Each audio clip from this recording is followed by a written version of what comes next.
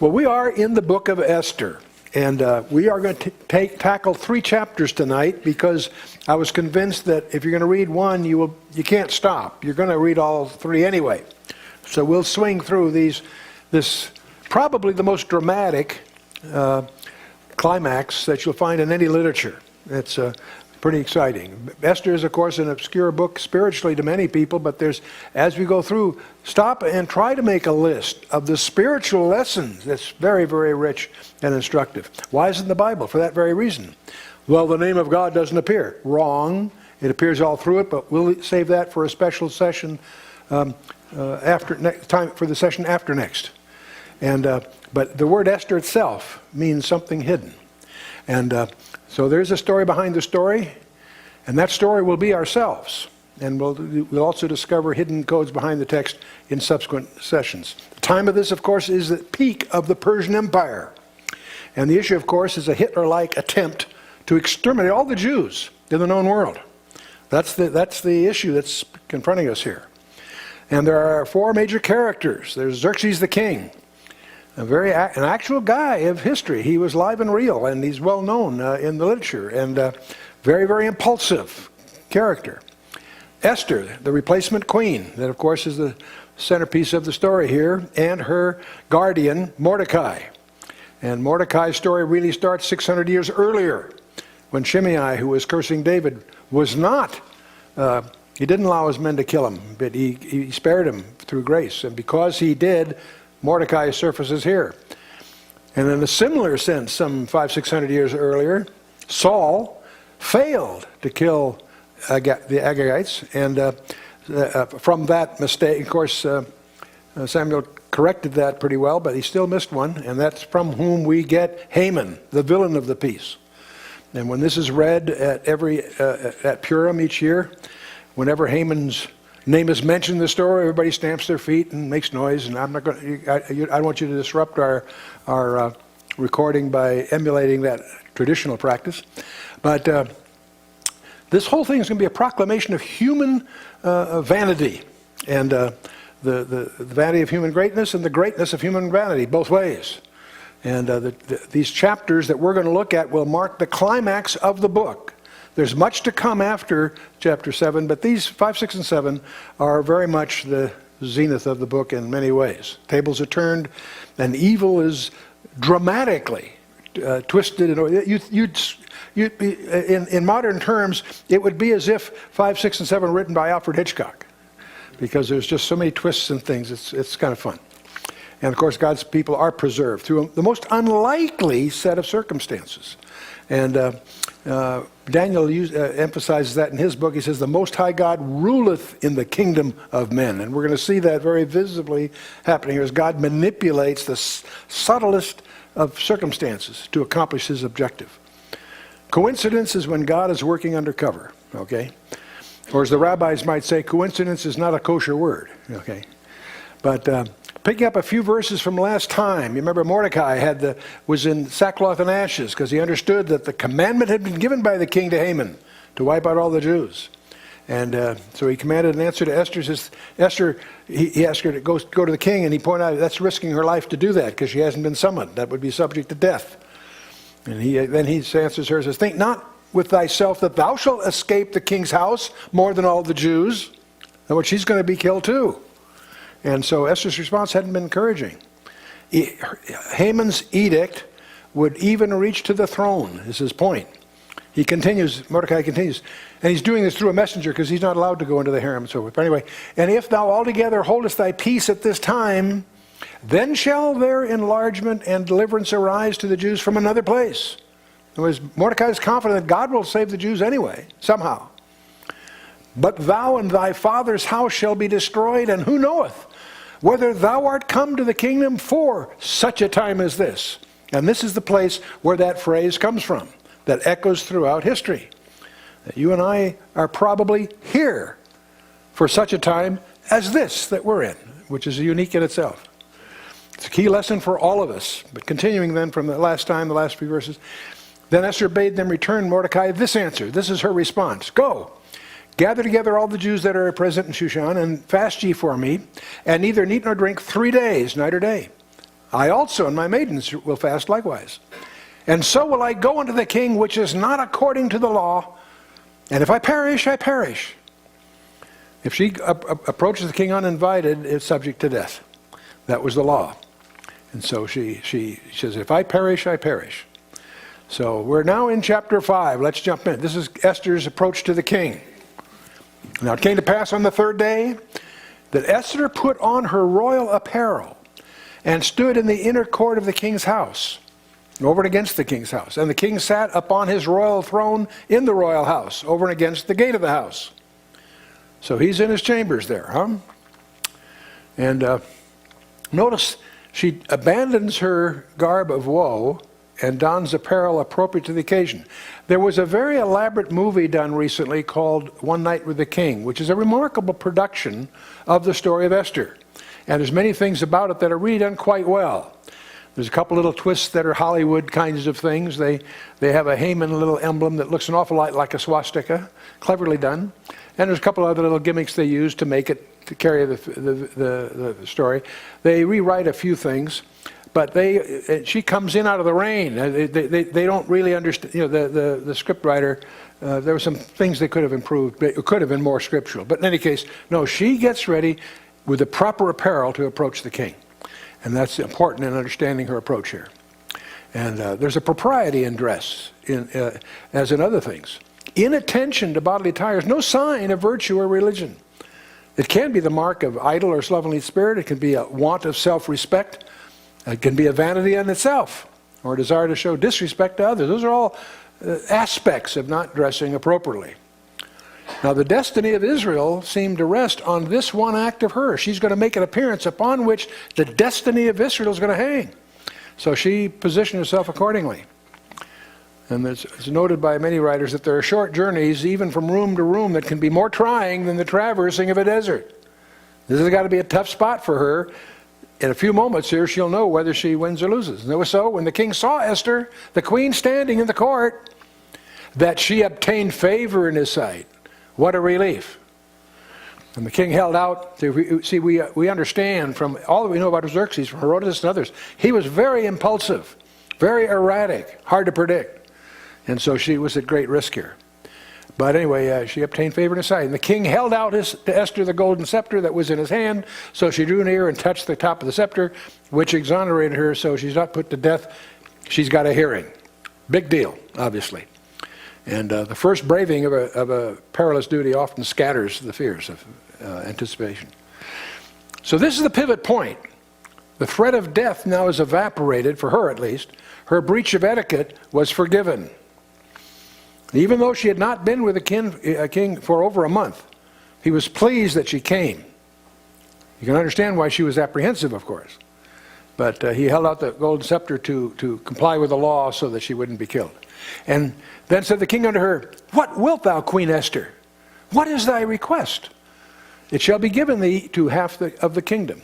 That's an expression not to be taken literally, but it means that whatever you want, you'll get. It's like offering her a blank check. Not literally, but in spirit. And he obviously is surprised because he realizes she risked her life walking in that way.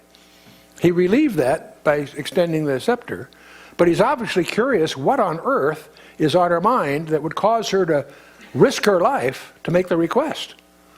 Right? So he said that he and the half of the kingdom is just, it was a figure of speech in those days. And Esther answered, If it seem good unto the king, let the king and Haman come this day into a banquet that I have prepared for him. Well, wow, that's easily accomplished. They're ready for a party, right? But guess who's coming to dinner? Haman's going to be there too. That says something about Haman's status. He was the vizier, the prime minister, if you will. And normally the king and queen would dine separately, each in their own apartment. But not only to invite the king, but another male guest was an unusual request. Then the king said, Cause Haman to make haste, that he may do as Esther hath said. So the king and Haman came to the banquet that Esther had prepared. That's all she wanted, have a banquet. Okay. Now he obviously knows there's something coming, but okay, that's great. It It's an unusual honor to be invited to a banquet with the queen in the first place, because Persian officials were very protective of their wives. But notice he refers to her as Esther, not Queen Esther, here. So he's in a good mood. He's relaxed. That's sort of an informal remark. He's in a relaxed mood. And so he's ready after the feasting to give her whatever she asked. The king said to Esther at the banquet of wine, they have this banquet, "Well, what is thy petition? And it shall be granted thee. What is thy request? Even to half of the kingdom it shall be performed." So what's she going to ask for? The expectation is up, right? So he understood that it was not just for mere entertainment that she had ventured her very life. So his curiosity is getting sharpened here, right? What does she ask for? Another banquet. Yeah. Then answered Esther, said, "My petition and my request is, if I have found favor in the sight of the king, and if it please the king to grant my petition and to perform my request, let the king and Haman come to the banquet that I shall prepare for them, and I will do tomorrow as the king hath said." In other words, I'll answer your question tomorrow. So she doesn't spring the question yet. She invites them to another party tomorrow night. And this turns out to be a delaying interval. We have no idea why she chose to postpone the request for another day, to have a second banquet. She may have had her reasons, but it becomes clear God had his. Okay, she maybe unknowingly was just setting the stage more than she had any idea. Why a second banquet? There are all kinds of conjectures among the commentators. Maybe she lost her nerve. She wanted to pick up, she wasn't ready to spring it yet. She's going to bring it up the next day.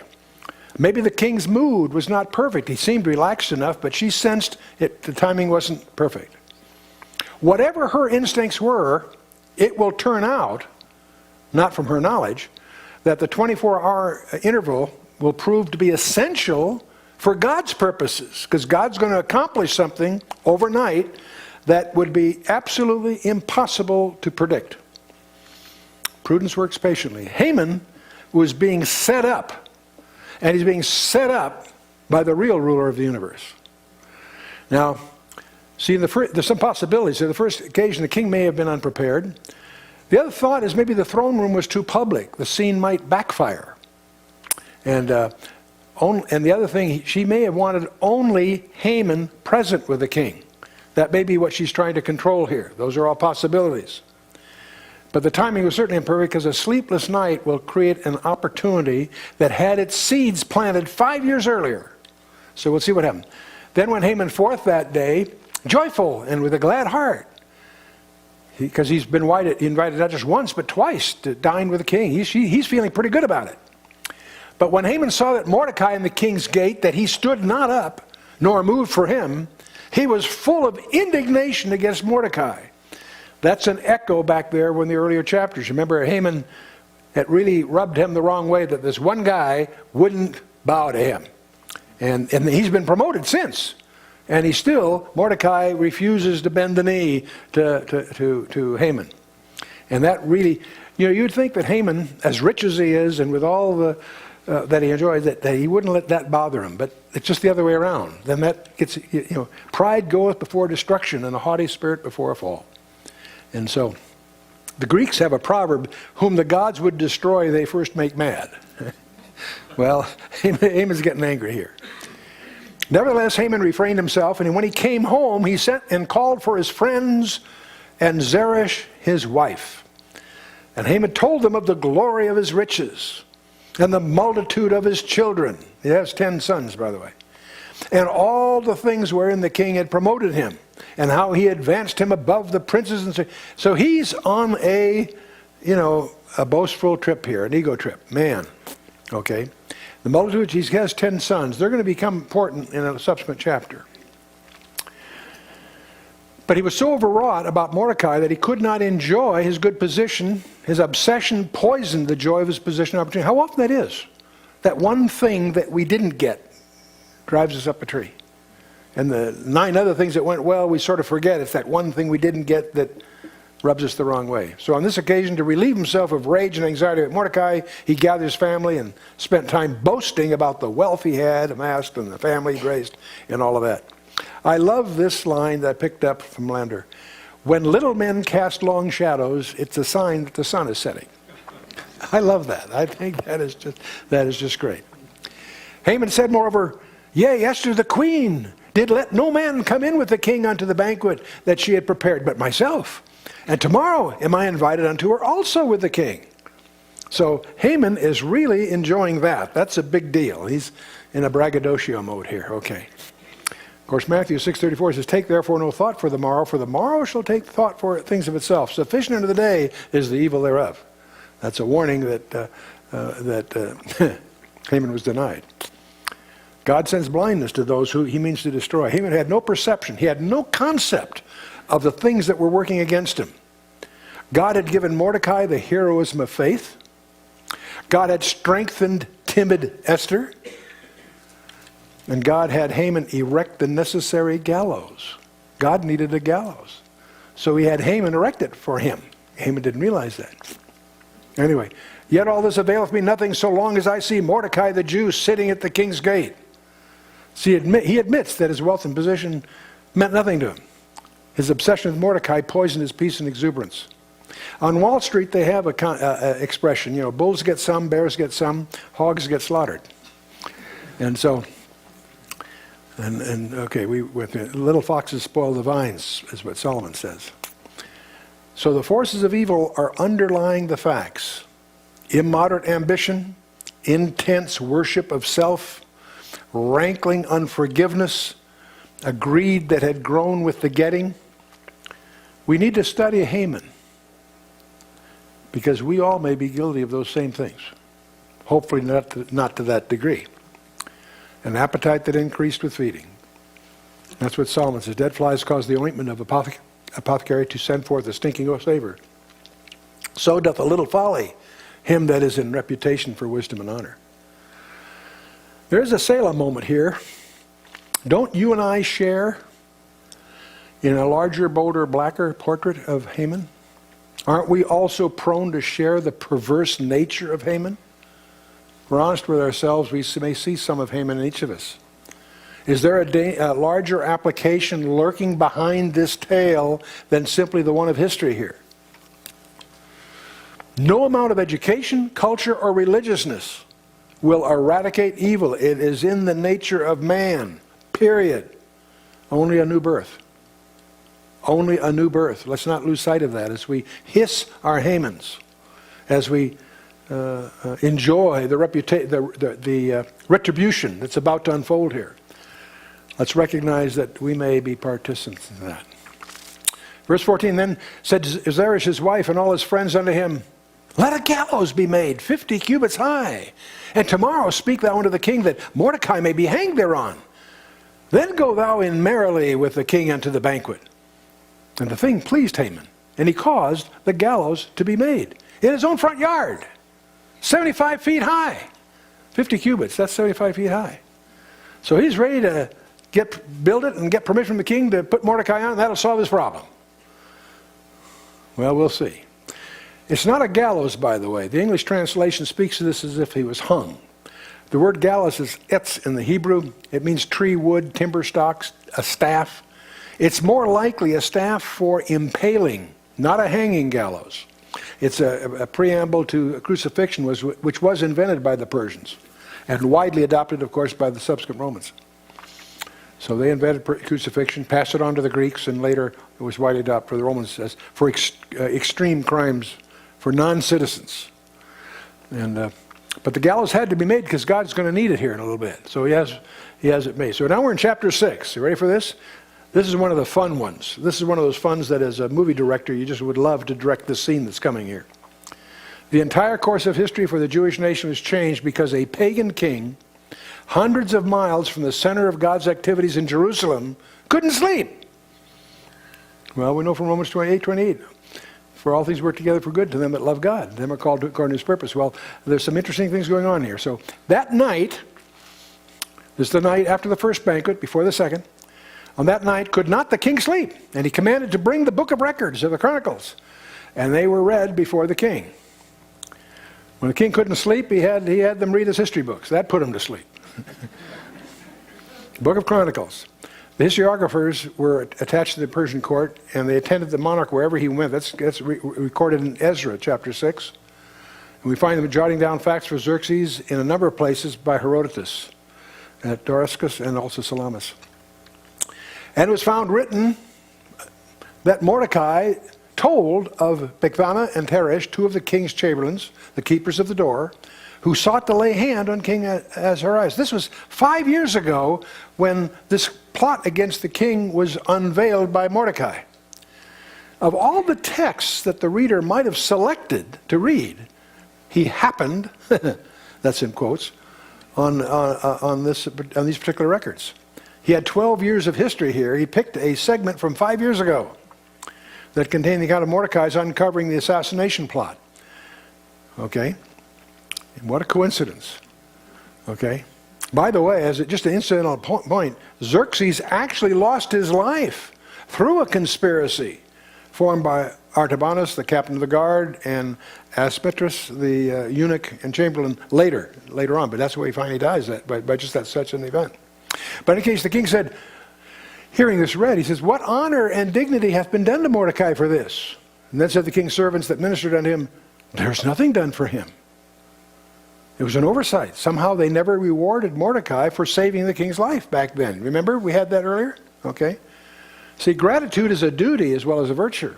5 years had passed without any recognition. Now, this was not only an oversight, it was a breach of Persian law, it turns out. Royal beneficiaries formed a distinct class and had their names inscribed on a special list, Herodotus records, tells us. So this is not only an oversight, morally, but it's also a violation of the law that had never been repaired. See?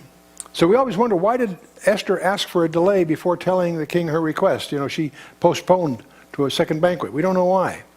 But the reason is now made clear to you and me as observers. God is going to elevate Mordecai through this. He's going to prepare the king to react unfavorably to Haman. And so when Xerxes asked what honor Mordecai had been given for saving the king's life, he found that he had not been rewarded. That's a huge blunder, a bureaucratic blunder. Now, there's another suggestion that possible here. Was this due to Mordecai's Jewishness? I don't think so. But you can't help but recall the Dreyfus trial that caused Herzl to launch the whole Zionist thing, the trial in France. But see, if Mordecai had been rewarded like he should have been back then, it wouldn't have served God's purpose. See, the oversight is in effect God ordained because God's timing is perfect. It really does Mordecai and everybody else enormous good for this to come up right now, as you'll see in a minute. And so the next chapter is going to be a phenomenal chapter. Anyway, the king said, well, who is in the court? Now Haman had come into the outward court of the king's house to speak unto the king to hang Mordecai on the gallows that he had prepared for him. Haman's got the gallows ready. He's going to the king to spring this request, right? The king's got this thing on his mind, obviously. Now Haman was come early in the morning to effect Mordecai's destruction. And the king's servant said unto him, Behold, Haman standeth in the court. The king says, Let him come in. So Haman came in. And the king said unto him, What shall be done unto the man whom the king delighteth to honor? He's asking Haman that. And Haman, of course, now Haman thought in his own heart, to whom would the king delight to honor more than myself, right? This is one of those scenes that I just think it's fabulous. Here's Haman convinced, okay. He who loves himself will have no rivals, right? And Haman answered the king, For the man whom the king delighteth to honor, let royal apparel be brought, which the king useth to wear, and the horse that the king rideth upon, and the crown royal which is set upon his head. He's assuming he's the guy, right? So he's outlining this honor to be bestowed. You can also jump to the conclusion, it's probably legitimate, that he eventually thought he was going to find a way to be king. when the time came, he would have plotted. So he's setting, getting the crowd used to, who he is, see. To wear apparel worn by the king is normally against the law, but the king could allow it, is the point. And let this apparel and horse be delivered to the hand of one of the king's most noble princes, that they may array the man withal, whom the king delighteth to honor, and bring him on horseback through the street of the city, and proclaim before him, thus shall it be done to the man whom the king delighteth to honor. Now, can you just see Haman visualizing that coming? Man, this is going to be great, huh? This is really cool. And so he obviously lays this all out, that he should have the appearance of royalty, kingly robes, royal steed.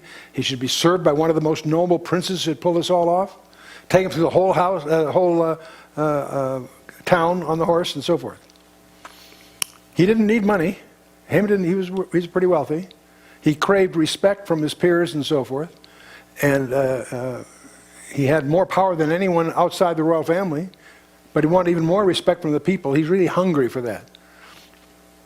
And his lust for respect from Mordecai is what's got him in trouble in the first place. And I love this sentence. Verse 10 is the key one. Then the king said to Haman, make haste, and take the apparel and the horses thou hast said, and do even so to Mordecai the Jew, that sitteth at the king's gate. Let nothing fail of all that thou hast spoken. I would have loved to have a picture of Haman's face at that point. Oh my goodness. Whoops. Make haste. See, the delay had already been too long. It's been 5 years since he was supposed to have been honored. So the king's in a hurry here. Mordecai the Jew. We suspect that he says it that way because that was probably the way it was recorded in the histories, see? Apparently the very phrase of the records. So what choice did Haman have? Can you picture this? Then took Haman the apparel and the horse, and arrayed Mordecai, and brought him on horseback through the street of the city, and proclaimed before him, thus shall it be done unto the man whom the king delighteth to honor. I somehow don't think Haman had his heart in the job.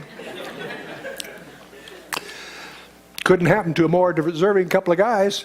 Mordecai the Jew, the 5 times that he's called the Jew, apparently to highlight the fact that he was Jewish, though opposed by Haman.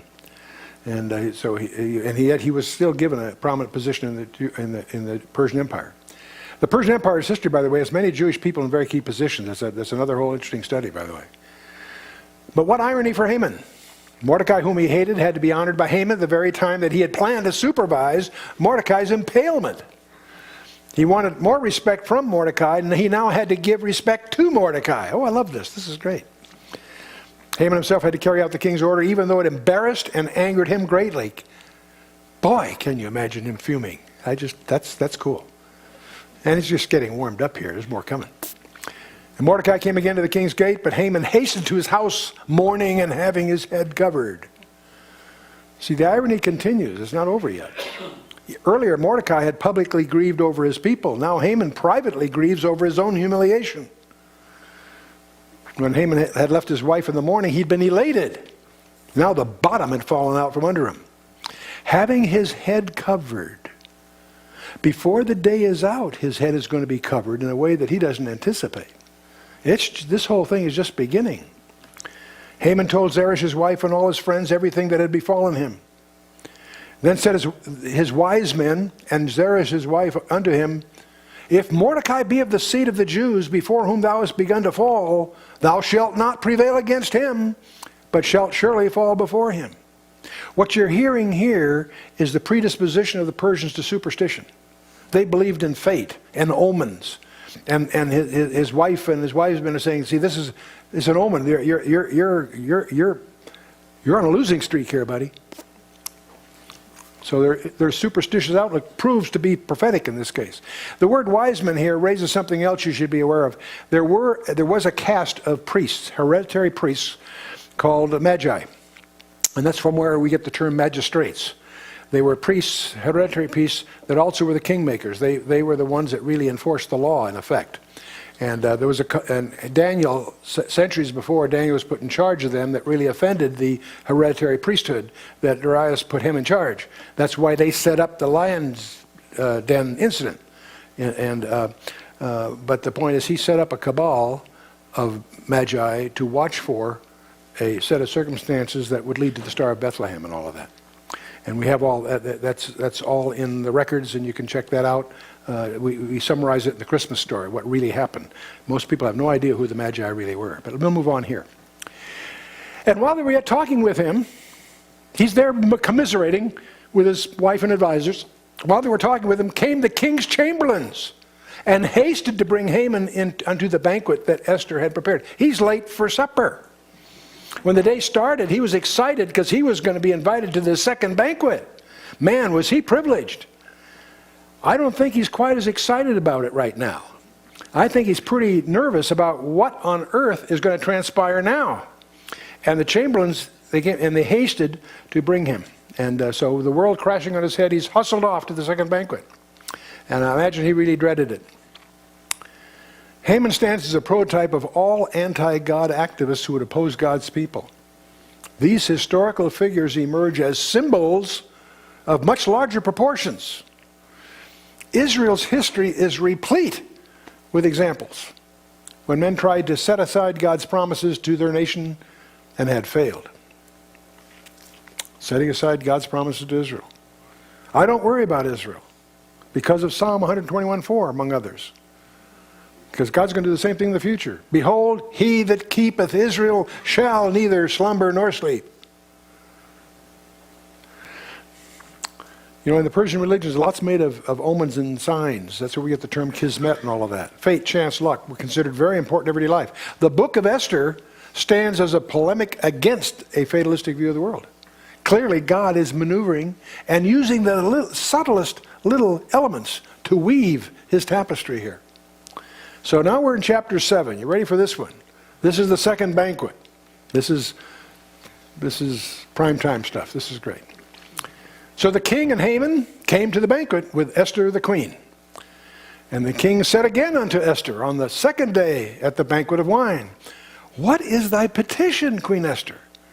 And it shall be granted thee. And what is thy request? And it shall be performed even to the half of the kingdom. By now the king is really curious.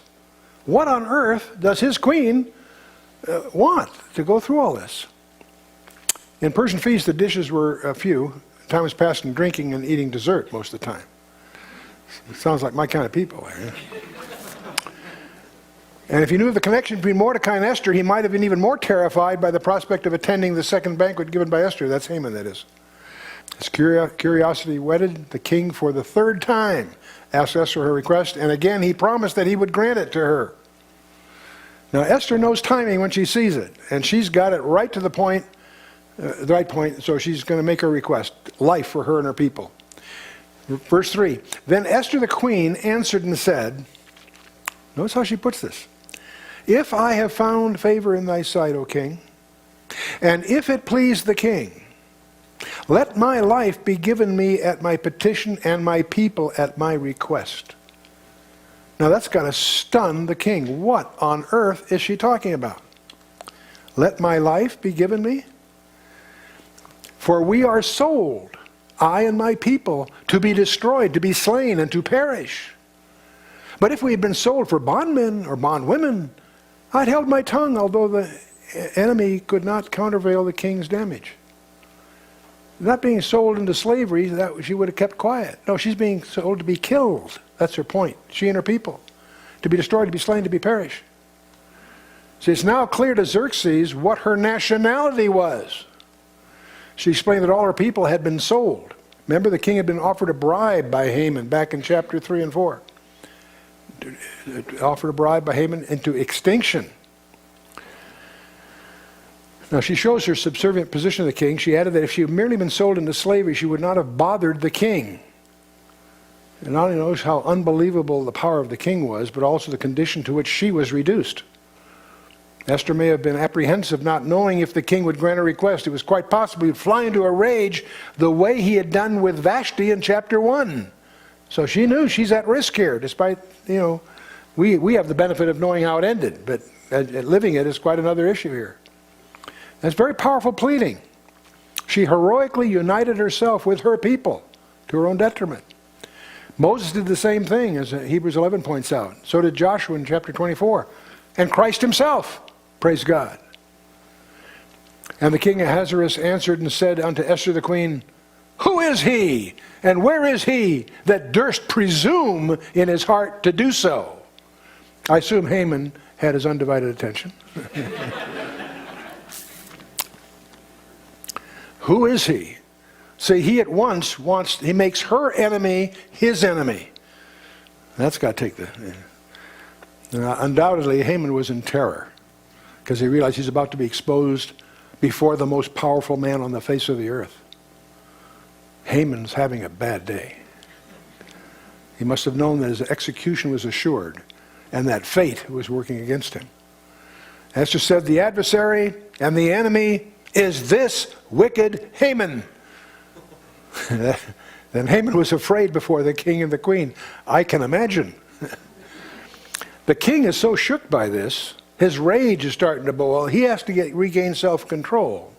So the king, rising from the banquet of wine in his wrath, went into the palace garden. He went up to gather his thoughts. He's trying to, his rage is boiling over. Now, and Haman stood up to make a request for his life to Esther the queen, for he saw that there was evil determined against him by the king. Haman figured that out pretty quickly. King leaves the scene for while he catches his breath and so forth. In his wrath, he went into the palace garden.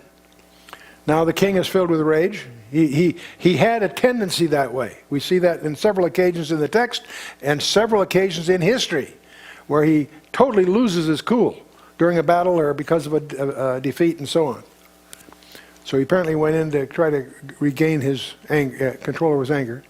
When he comes back in, when the king returned out of the palace garden into the place of the banquet of wine, and Haman was fallen upon the bed whereupon Esther was.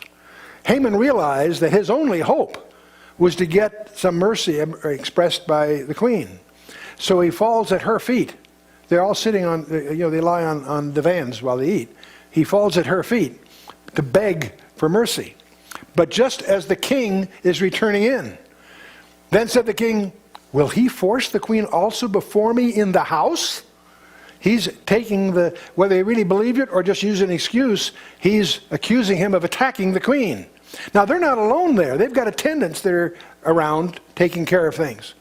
So as the word went out of the king's mouth, they covered Haman's face. They isn't Xerxes and Esther. They is the attendants. They realize he's a doomed man, and what you do with a doomed man is cover his head. So he's going to have his face covered for a second time today. And so that's the attendants. They call it, they seize the culprit and execute him. And see, the covering of a condemned man was also practiced among the Romans and the Macedonians. That was typical. When someone's condemned to death, they put a hood over his head. Notice the sudden contrast. Esther's darkest hour turns to light. Haman's day, ablaze with light and confidence in the morning, is now clouded with a fatal storm. Mordecai is plucked from an ostensible sentence of death and honored throughout the kingdom, and the contrasts are as blessed as they are sudden. What a turnaround. All in one day. And Harbona, one of the chamberlains, said before the king, behold also the gallows, 50 cubits high, which Haman had made for Mordecai, who had spoken good for the king. He's sort of editorializing here a little bit. Mordecai, the guy that spoke good for you, standeth in the house of Haman. It's in his front yard, right? Then the king said, hang him thereon. So he's not only doomed, he's going to be doomed on the very gallows that he had built for Mordecai that morning. He's probably hated by a lot of people in Susa, by the way. That's not hard to visualize, especially the government circles. So they're probably many glad to see Haman done with. The conniver, the manipulator. He slinks from plot to plot. Hang him thereon. It adds a certain touch of barbarity, I guess, that he would be hung on the very impalement procedures that he had set up for Mordecai. I think that's pretty cool. So they hang Haman on the gallows that he had prepared for Mordecai, and then was the king's wrath pacified. Reaping what's sown. Didn't Paul say something about that in Galatians, right? Jacob killed an animal and lied to his father. Remember that? Pretending to be Esau. A few years later, Jacob's son killed an animal and lied to him, pretending that Joseph was dead. He got deceived by a similar ruse by his own sons. Pharaoh gave orders to drown the Jewish baby boys. Remember that in Exodus 1? One day his entire army was drowned in the Red Sea. David secretly took his neighbor's wife and committed adultery. David's own son Absalom took his father's concubines and openly committed adultery with him in 2 Samuel 16. And his daughter Tamar was raped by her half-brother Amnon. David killed Bathsheba's husband, you may recall. 3 of David's own sons were slain: Absalom, Amnon, and Adonijah. Saul of Tarsus encouraged the stoning of Stephen. Remember that? Well, Saul of Tarsus becomes Paul, the missionary, and he was stoned at Lystra and left for dead. Haman was degraded just when he thought he had reached the goal of his ambition. Haman perished on the very stake that he had erected for his enemy. Haman was characterized by boundless pride, boundless ambition, boundless cruelty. The mills of God grind slowly, yet they grind exceeding small. Though with patience he stands waiting, with exactness grinds he all. That says it, doesn't it? Pharaoh perished in the Red Sea. The dogs licked the blood of Ahab in Samaria. Herod was eaten of worms upon his throne. And we have Psalm 7 that summarizes the same thing. Psalm 7, starting verse 14. Behold, he travaileth with iniquity and hath conceived mischief and brought forth falsehood. He made a pit and digged it and has fallen into the ditch which he had made.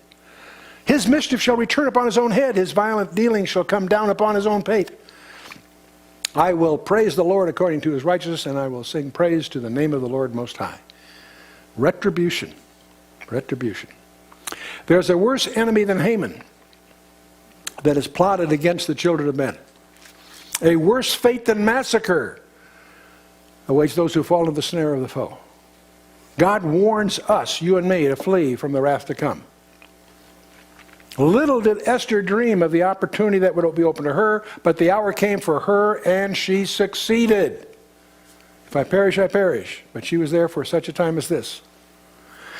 What are we to do about that? We need to use the present. And when the hour of opportunity comes, and it will for each of us, we too need to be ready to speak, to strike, to suffer, to save. We're going to have the most exciting time for the kingdom of our lifetime in the years ahead. It's all happening. It's all positioning.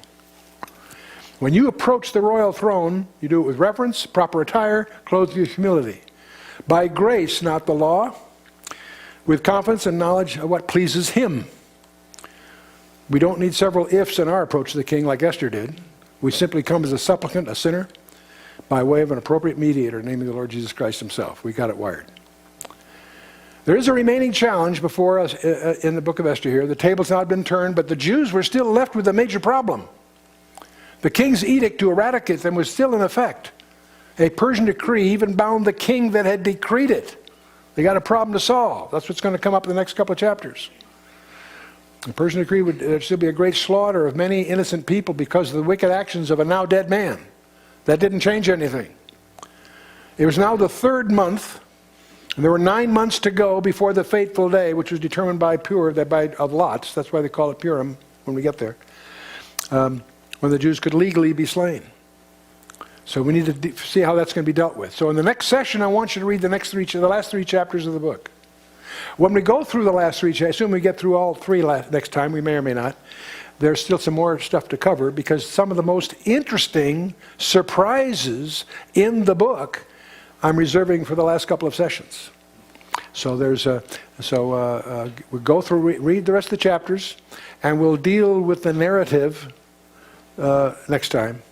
But just let you know in advance that there are things tucked underneath the text that will surprise you. And I'm not talking about equidistant letter sequences. There's some of those too. I'm talking about acrostics and others that are well defined in the Talmud and elsewhere. That we're not in the fringe area here. This is centerline stuff, and it will startle you to discover the designs that are operating underneath the text. We'll be doing that in subsequent sessions. So let's stand for a closing word of prayer.